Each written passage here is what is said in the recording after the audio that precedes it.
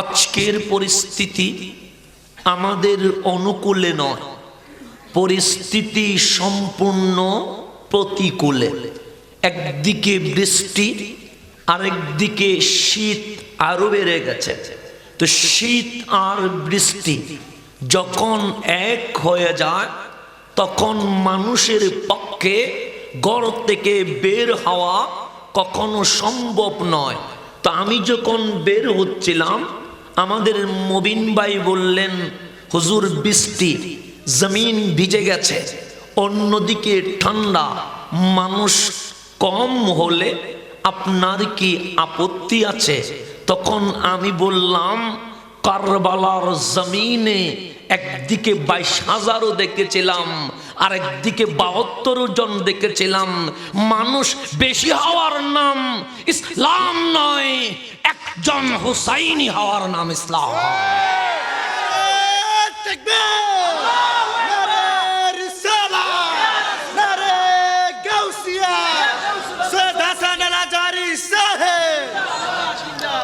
মানুষ বেশি দিয়ে কি করবেন?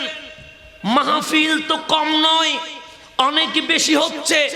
মুসলমান তো কম নয়, অলিতে গলিতে মুসলমান পাওয়া যাচ্ছে, কিন্তু নবীর এক আবু বকরের মতো আরেকটা আবু বকর পাওয়া যাচ্ছে না। নবীর এক ওমরের মতো আরেকটা ওমর পাওয়া যাচ্ছে না। নবীর এক উসমানের মতো আরেকটা উসমান পাওয়া যাচ্ছে না। নবীর এক আলীর মতো আরেকটা আলী পাওয়া যাচ্ছে না। নবীর এক হাসান হুসাইনের মতো আরেকটা হুসাইন পাওয়া যাচ্ছে না। তাই মানুষ বেশি হওয়ার নাম ইসলাম নয়, বাঘের মতো গর্জন দিয়ে ইসলামের বিজয়ের পতাকা উড্ডীন করে দেওয়ার নাম ইসলাম। সেই জন্য আমাদের মানুষ বেশি লাগবে না, হেদায়েত একজনকে করতে হবে। কয়জনকে? আমাকে বলেছেন কোরআন ও সুন্নাহ মাফিক বয়ান করার জন্য। একটা কথা মনে রাখবেন, এখানে এত মানুষের নাম, আমি কারো নাম নেই নাই এই কারণে, যদি কারো নাম বাদ পড়ে যায় কষ্ট পাবে। আমার ইসলাম কষ্ট দেওয়ার ধর্ম নয়, আমার ইসলাম মানুষকে শান্তি দেওয়ার ধর্ম। তাই আমি সবার নাম না ধরে, যারা সম্মানী ওরা সব সময় মাথার উপরেই থাকবে।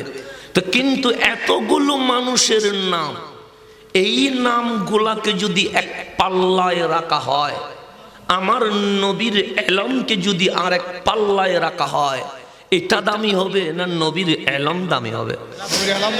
কোনটা দামি হবে?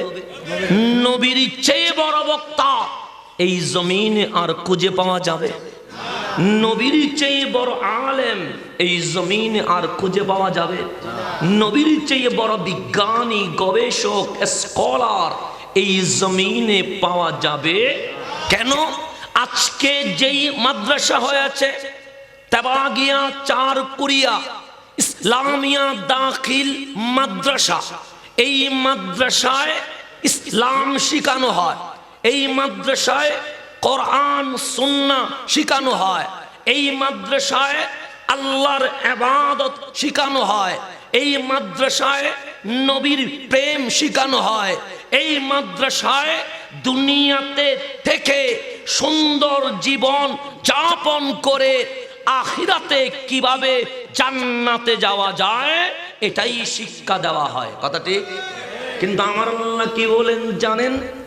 আজ আমাদের নামের আগে পরে কত কিছু আছে তার কোনো হিসাব নাই।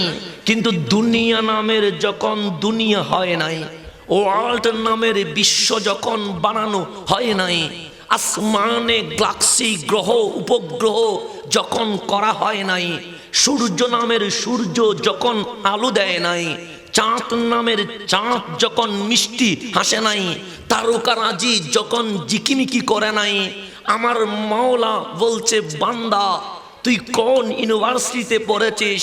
আমি বললাম, মাওলা আমি আল আজহারে পড়েছি। অন্যজনকে বললেন তুই কোন ইউনিভার্সিটি, উনি বললেন আমি ডিইউতে পড়েছি। আরেকজনকে বললেন তুই কোন, উনি বললেন আমি ইসলামিক ইউনিভার্সিটিতে পড়েছি। আরেকজনকে বললেন তুই কোন ইউনিভার্সিটি, কেউ বলে জগন্নাথ, কেউ বলে রাজশাহী, কেউ বলে বুয়েট, কেউ বলে চিটাগং ইউনিভার্সিটি। আল্লাহ বলে শোন, যখন জমিনে বিদ্যালয় নামের বিদ্যালয় হয় নাই, স্কুল নামের স্কুল হয় নাই, কলেজ নামের কলেজ হয় নাই, মাদ্রাসা নামের মাদ্রাসা হয় নাই, ইউনিভার্সিটি নামের ইউনিভার্সিটি হয় নাই, আল্লাহর পাক কোরআন বলে আর রহমান আল্লামাল কোরআন, আমি রহমান ইউনিভার্সিটি বানায়া আমার নবীকে ছাত্র করে আল কোরআন শিখিয়ে দিয়েছে। শিখিয়েছেন কে? শিখেছেন কে? আল্লাহর নবী। আমি শিখেছি মাক্তাবে, আপনি শিখেছেন মাদ্রাসা, উনি শিখেছে ইউনিভার্সিটিতে।